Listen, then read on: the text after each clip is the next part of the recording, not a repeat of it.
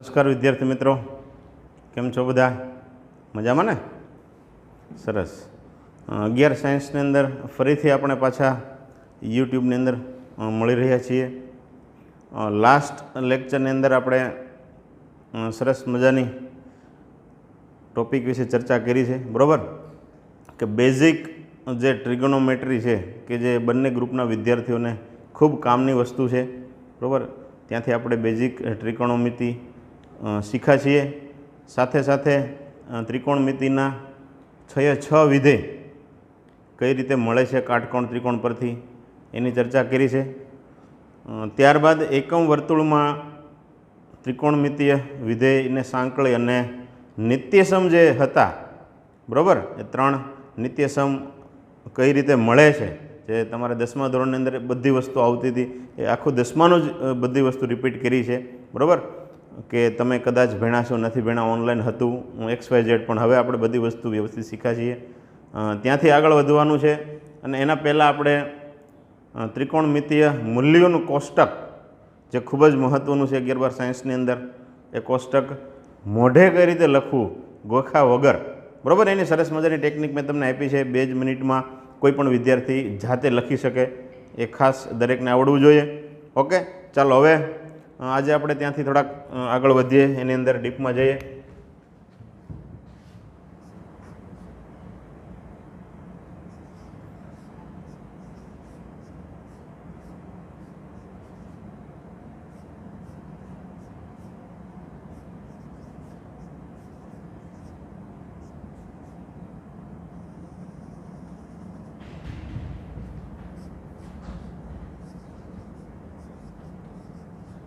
ફરીથી પાછું હું અહીંયા એકમ વર્તુળ દોરીશ, બરાબર? એની અંદર જે વસ્તુ કોમન આપણે શીખ્યા છીએ ફરીથી અહીંયા થોડુંક રિવિઝન કરશું અને ત્યાંથી એમાંથી આગળ વધવાનું છે, બરાબર?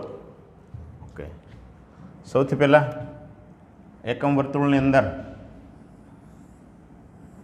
ત્રિજ્યા આપણે 1 એકમ રાખીએ છીએ.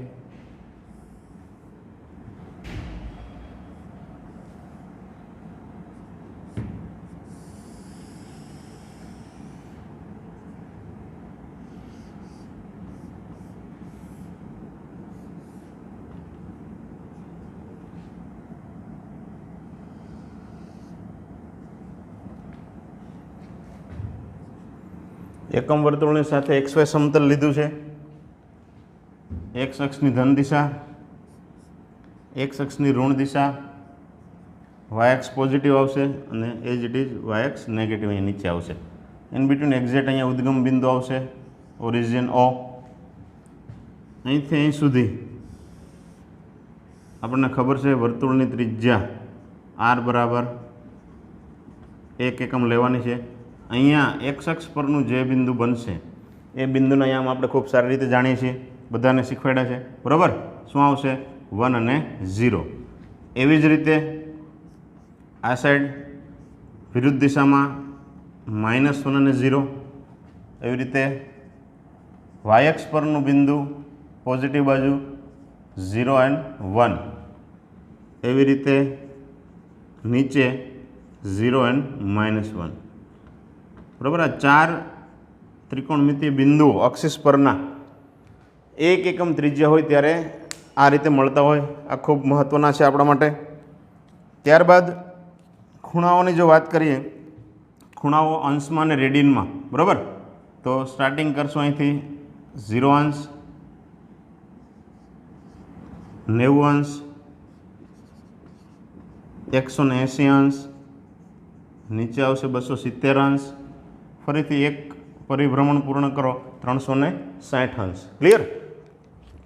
એ જ માપ જો રેડિયનમાં લખીએ તો 0ની જગ્યાએ 0, 90 અંશ ને રેડિયનમાં π/2, 180 ને રેડિયનમાં π, 270 અંશ ને રેડિયનમાં 3π/2 અને 360 ને રેડિયનમાં 2π કહેવાય. ક્લિયર બધાને? ઓકે, બરાબર? અહીં સુધી આ બધી વસ્તુ શીખ્યા છે આપણે. ત્યારબાદ ડાયરેક્શન, દિશા, બરાબર? ઘડિયાળના કાંટાની વિરુદ્ધ દિશા છે અહીંયા, બરાબર? એન્ટી ક્લોકવાઇઝ, એટલે એને આપણે પોઝિટિવ ગણવાની છે.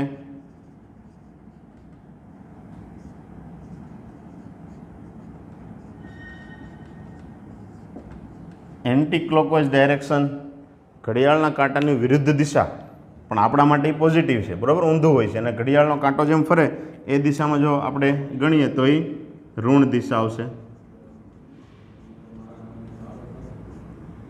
બરાબર, એ આવશે ક્લોકવાઇઝ. આ વસ્તુ પણ મહત્ત્વની છે. ડાયરેક્શન કઈ બાજુ તમે જાઓ છો એ મહત્ત્વનું છે, બરાબર. પોઝિટિવ ડાયરેક્શન તો ઘડિયાળના કાંટાની વિરુદ્ધ દિશા, નેગેટિવ ડાયરેક્શન ઘડિયાળના કાંટાની દિશા, એકમ વર્તુળ, આ બધી વસ્તુ મેઇન છે. ત્યારબાદ આપણે ચરણ પ્રમાણે, બરાબર, અહીંયા 2 પ્લસ હોય, એક્સ યામ અને વાય યામ આ ચરણની અંદર, અહીંયા એક્સ યામ નેગેટિવ હોય, વાય યામ પોઝિટિવ હોય. એવી રીતે ત્રીજા ચરણની અંદર 2 નેગેટિવ હોય, ચોથા ચરણની અંદર એક્સ પોઝિટિવ, વાય નેગેટિવ હોય. આ વસ્તુ પણ બેઝિક બધી ખૂબ જરૂરી છે, બરાબર. ઓકે, અહીં સુધી શીખ્યા પછી જે આપણે નિત્યસમ મેં તમને શીખવાડ્યા હતા, નિત્યસમ માટે આપણે ત્રિબિંદુ ટ્રિગોનોમેટ્રી પોઈન્ટ એ લખ્યો હતો ને એના પરથી એકમ વર્તુળનું સમીકરણ લખ્યું હતું, x² + y² = 1. એક્સ યામ ને વાય યામ, કોસ થીટા અને સાઇન થીટા મૂક્યા હતા. એના પછી આપણે બીજા બે નિત્યસમ એમાંથી તાર્યા હતા, એ બધા ખાસ વ્યવસ્થિત તૈયાર કરવાના છે, બરાબર. હવે તો કે આપણી પાસે 6 બેઝિક ત્રિકોણમિતિ વિધેયો છે. એ 6 વિધેય કયા ચરણમાં ધન છે, કયા ચરણમાં ઋણ છે, એ વસ્તુ જોવાની છે. અને અહીંથી એક સરસ મજાનું સૂત્ર આપણે તારવવાનું છે, જે ખૂબ જ કામનું છે દરેક વિદ્યાર્થી માટે, બરાબર. દરેક ચરણમાં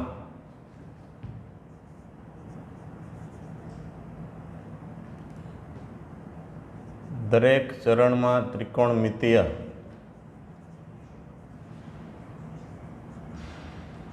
વિધેયો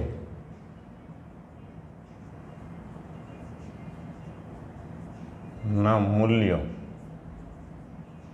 બરાબર, દરેક ચરણમાં ત્રિકોણમિતિ વિધેયનું મૂલ્ય ધન છે કે ઋણ, બરાબર, એ પોઈન્ટ આપણે જોવાનો છે. ખાસ જોજો અહીંયા. હવે અહીંયા હું વિધેય લખું પહેલાં ખાનાની અંદર, બરાબર. જોજો કઈ રીતે કોષ્ટક બનાવવું છે એ પણ સમજવાનું છે તમારે. પછી અહીંયા ચરણ લખીશ. પ્રથમ ચરણ,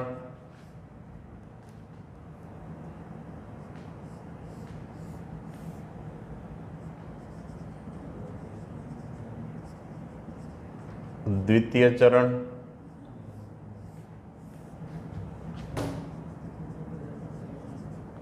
તૃતીય ચરણ,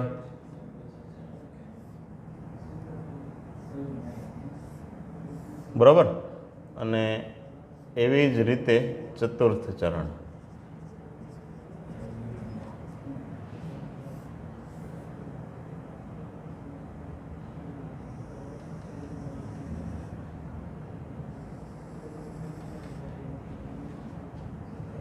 બરાબર, વિધેય અને 4 ચરણ લખ્યા છે.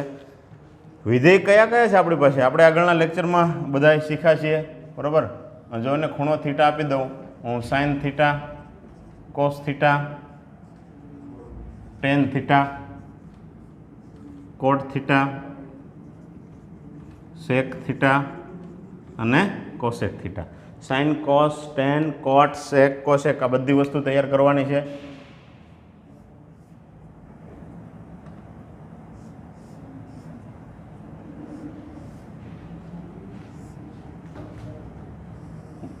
ખાના વ્યવસ્થિત કરી નાખું છું, બરાબર.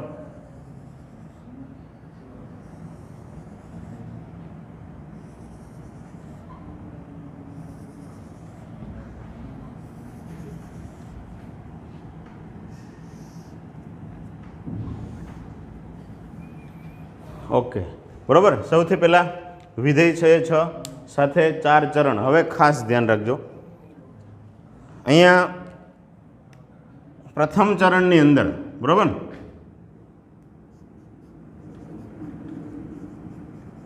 પ્રથમ ચરણની અંદર બંને આમ જોવાના છે. એના પહેલાં યાદ રાખી લઈએ આપણે કે એક્સ યામ ત્રિકોણમિતિ વિધિની અંદર સાઇન કોસ અને વાયયામ ત્રિકોણમિતિય વિધિની અંદર સાઇન. એક્સયામ જે હોય એ કોસનું મૂલ્ય આપે, વાયયામ જે હોય એ સાઇનનું મૂલ્ય આપે. આ બિંદુ છે આપણી પાસે 1 અને 0. બરાબર, ખાસ જોજો એ 1 અને 0 બિંદુ આગળ ખૂણા કેટલા છે? આ એ બિંદુ છે જે તો કે 0 અંશ છે, 360 અંશ છે, 2π છે. 0 થી શરૂઆત કરવું. બરાબર, 0 થી શરૂઆત કરું. અહીં ફોર એક્ઝામ્પલ્સ લઉં કે કોસ 0 અંશનું મૂલ્ય, પછી સાઇન 0 અંશનું મૂલ્ય. મારે અહીં લખવું હોય તો કોસ 0 અંશનું મૂલ્ય કેટલું થાય? તો કે 1. સાઇન 0 અંશનું મૂલ્ય કેટલું થાય? તો કે 0. આ વસ્તુ તમે કોષ્ટકમાં ચેક કરી શકો છો. કોષ્ટક જે હોય એ કોષ્ટકની અંદર આપણે આ મૂલ્યો લેખા જ છે અને એ વર્તુળ પરથી પણ વેરીફાઈ કરી શકો. વર્તુળમાંથી તમને દરેક ખૂણાએ દરેક સાઇન કોસનું મૂલ્ય તમને મળી શકશે. બરાબર, ઓકે. હવે અહીંયા જોઈએ 90 માટે હું લખું છું અહીંયા કોસ 90 સાઇન 90. તો આ બિંદુ જોવાનું હોય. 90ના ખૂણે કયું બિંદુ છે? તો કે 0 અને 1. કોસનું મૂલ્ય કેટલું થશે? 0. સાઇનનું મૂલ્ય કેટલું થશે? 1. 0 થી શરૂઆત કરી છે. બરાબર, 0 અંશથી શરૂઆત કરી, ધીમે ધીમે ધીમે ધીમે મૂલ્ય વધાર્યું. ક્યાં સુધી ગયા તમે? 90 અંશ સુધી. પહેલું ચરણ પૂરું થઈ ગયું. 0 અંશથી 90 અંશની વચ્ચેના જે ખૂણાઓ છે એ બધા પ્રથમ ચરણના કહેવાય.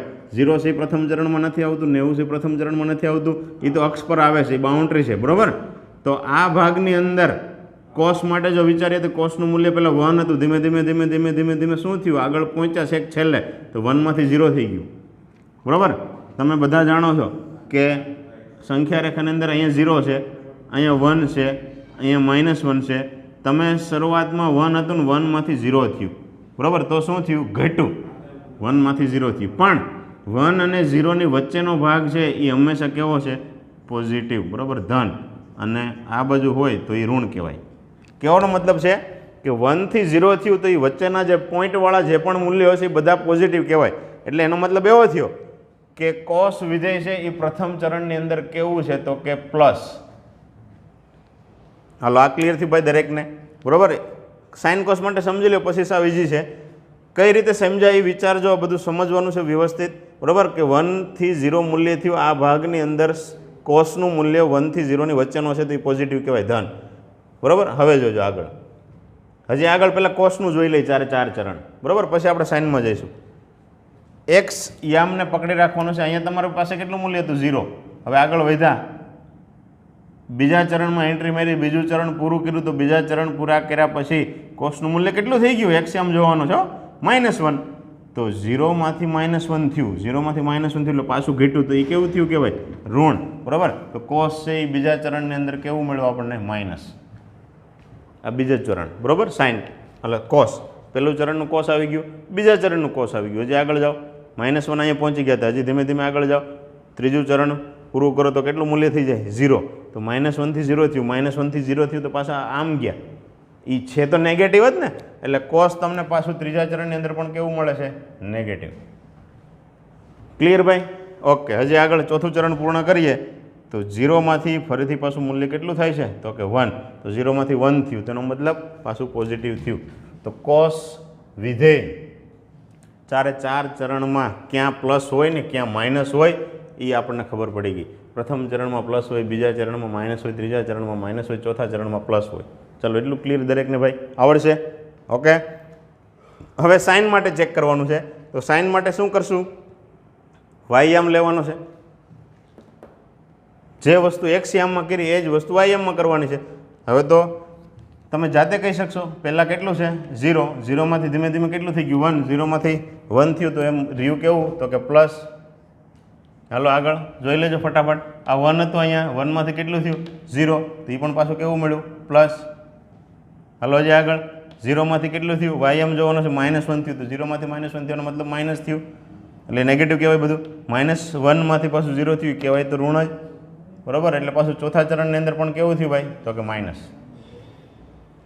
બરાબર, આ થઈ ગયું સાઇનનું. એક્સ યામ છે એ કોસ આપે તમને, વાયયામ છે એ સાઇન આપે.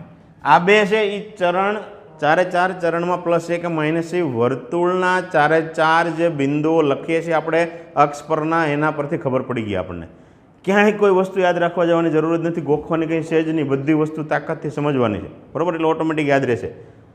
ચાલો એટલું કર્યા પછી આપણે બધા જાણીએ છીએ કે ટેન વિધેય છે કઈ રીતે મળે છે, બરાબર? સાઇનના છેદમાં કોસ. ટેન કઈ રીતે મળે? તો કે સાઇન ડિવાઈડ બાય કોસ. એનું સૂત્ર તમને અહીંયા લખી દઉં, આપણે આગલા લેક્ચરમાં શીખ્યા હતા, બરાબર? ન યાદ હોય તો અહીં લખી દઉં, sine divide by cos. Sine અને કોસનો ભાગાકાર કરો એટલે કયું વિધેય બને? ટેન. તો અંશમાં તમે પ્લસ કિંમત મૂકો, છેદમાં પ્લસ કિંમત મૂકો, તો ટેન છે એ ઉપર એ પ્લસ મૂલ્ય હોય, નીચે પ્લસ મૂલ્ય હોય, ભાગાકાર કરો તો પ્લસ જ આવવાનું છે. સમજો, અંશમાં પ્લસ હોય ને છેદમાં માઇનસ હોય, ઉપર નીચે કંઈ પણ ઉડાડો એ રહેવાનું મૂલ્ય તો માઇનસ જ છે ને, એટલે માઇનસ. બે માઇનસ હોય તો માઇનસ માઇનસ ઉડીને કેવા થઈ જાય? પ્લસ. એક માઇનસ અને એક પ્લસ છે તો એ કેવું થાય? માઇનસ. તો ટેન વિધેય મળી ગયું. બે સાઇન ને કોસ છે એ યામ પરથી મળશે, સાઇન કોસ મળી ગયા. એ બે પરથી બાકીના ચારે ચાર વિધેય મળશે. સમજો ખાસ, બરાબર? પછી બીજું કોટ છે, કોટનું સૂત્ર ટેનનું વ્યસ્ત છે એટલે કોસના છેદમાં સાઇન થાય. અને બીજું તો કે જે ટેન હોય એ જ કોટ હોય, એકબીજાનો વ્યસ્ત છે, બરાબર? તો જે ટેનમાં મૂલ્ય મળ્યું છે એ જ કોટમાં મળે, તો પ્લસ હોય તો પ્લસ, અહીંયા માઇનસ, અહીંયા પ્લસ, અહીંયા માઇનસ. આ થઈ ગયું કોટ વિધેય. હવે સેક, સેક કોનું વ્યસ્ત છે? તો કે કોસનું. જેવું કોસ હશે એવું સેક હશે, તો કોસ પ્લસ તો પ્લસ, માઇનસ તો માઇનસ, અહીંયા માઇનસ તો માઇનસ, પ્લસ તો પ્લસ. કોસેક જેવું સાઇન છે એવું કોસેક હશે, પ્લસ પ્લસ માઇનસ અને માઇનસ. ખાસ ધ્યાન રાખજો. ઓકે ભાઈ, કોષ્ટક સરસ મજાનું ભરાઈ ગયું, કોઈ વસ્તુ ક્યાંથી ગોખવાની નથી. વર્તુળ પરથી બે સાઇન અને કોસ બે વિધેય મળી જાય, ચાર બિંદુ તો દરેકને આવડી ગયા છે, આખું વિસીને દોરી શકો આખું એકમ વર્તુળ. ચારે ચાર બિંદુ પરથી એક્સએમસી કોસ લેવાનું, વાયએમસી સાઇન લેવાનું, ચારે ચાર બિંદુ મળી જાય, સાઇન કોસ મળી જાય, સાઇન કોસ મળે પછી બાકીના ચાર સાઇન કોસ પરથી જ મળશે. સૂત્ર આપણને બધાનું વ્યવસ્થિત આવડે છે અને પ્રેક્ટિસ મેક્સિમમ કરવાની છે. ઓકે, હવે આમાંથી એક તારણ કાઢવાનું છે સરસ મજાનું, ખાસ ધ્યાન રાખજો. હવે આપણે આખા ચરણ વાઇઝ જોવાનું છે. પહેલું ચરણ જોવો તો કોણ કેવું મળ્યું? આમ ઊભું જોવાનું હોય. અત્યાર સુધી આમ આડું લખ્યું હતું આપણે, હવે આમ ઊભું જોઈએ. અહીંયા પ્લસ છે, અહીંયા પ્લસ, અહીંયા પ્લસ છે, અહીંયા પ્લસ છે, અહીંયા પ્લસ છે, અહીંયા પ્લસ છે. તો પહેલા ચરણની અંદર ગમે એ વિધેય હોય કેવું હોય? પ્લસ. એટલે ટૂંકમાં હું અહીંયા એક શોર્ટકટ લખું છું, બરાબર? ઓલ. શું લખું છું? ઓલ. ઓલ એટલે બધા. પ્રથમ ચરણની અંદર બધા વિધેય પોઝિટિવ છે, ધન છે, મગજમાં ફિટ કરી દેજો. બીજા ચરણમાં જુઓ, ધન કોણ છે ગોતો? Positive positive. એક આ સાઇન પ્લસ આવ્યું, બરાબર? અહીંયા એક પ્લસ મળ્યું, એક અહીંયા પ્લસ મળ્યું, આમાં બધા પ્લસ હતા પહેલા ચરણમાં.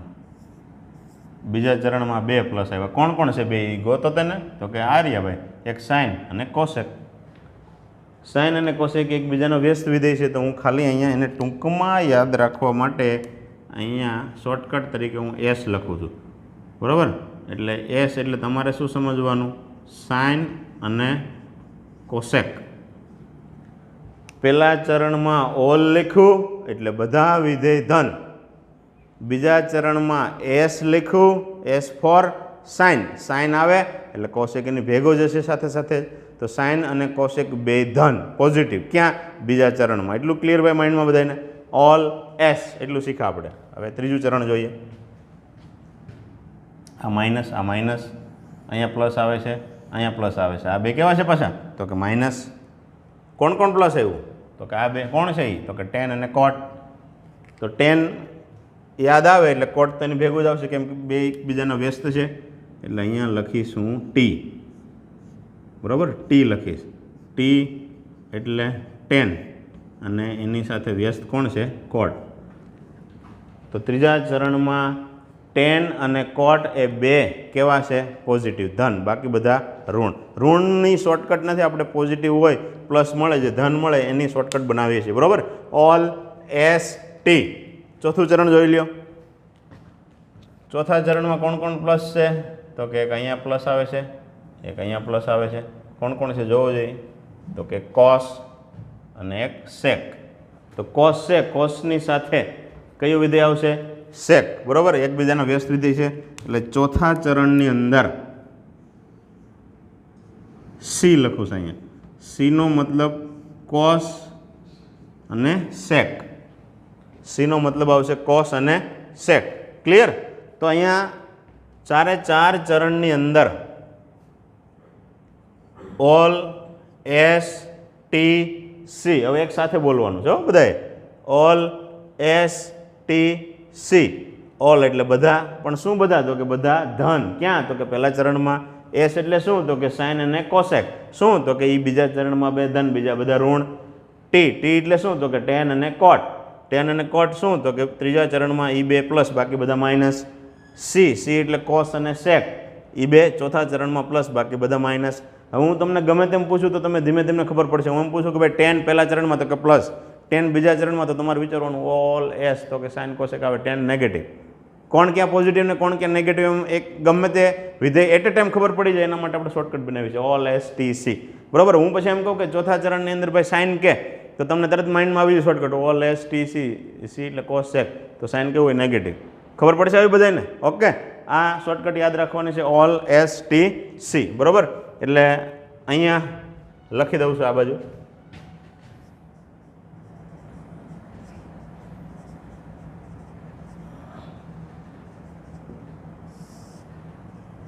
ખાસ યાદ રાખવું ઓલ એસ ટી સી. બરાબર? ઓલનો મતલબ બધા જ વિધેય ધન. અહીંયા તો કે સાઇન અને કોસેક. ટી એટલે ટેન અને કોટ. સી એટલે કોસ અને સેક. બરાબર? All S T C. આ યાદ રાખવાનું છે ખાસ. ચરણ વાઇઝ કોણ ક્યાં પ્લસ છે, કોણ ક્યાં માઇનસ છે. પ્લસ ઓટોમેટિક યાદ રાખશો એટલે માઇનસ એની મેળા ખબર પડશે તમને કે ઓલ એસ ટી સી છે એ. બરાબર? જે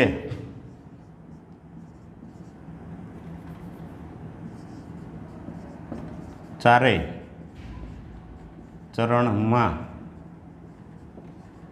ક્રમશઃ ધન વિધેયો દર્શાવે છે. બરાબર? એટલે પોઝિટિવ. ઉપરની શોર્ટકટ છે શું દર્શાવે?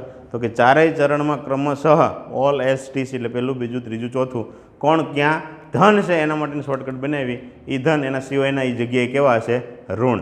તો આજના લેક્ચરની અંદર special all S T C નામની શોર્ટકટ શીખાશે આપણે. બરાબર?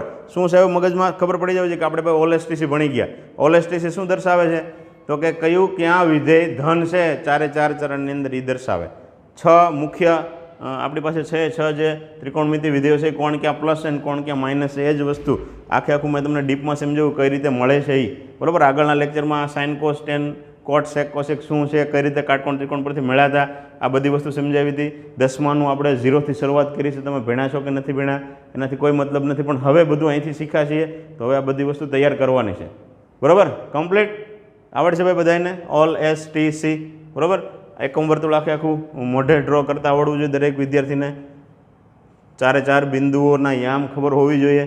ચારે ચાર જગ્યાએ અંશના માપ ખૂણાઓના, એની સાથે સાથે રેડિયનના માપ ખૂણાઓના એ પણ આવડવા જોઈએ.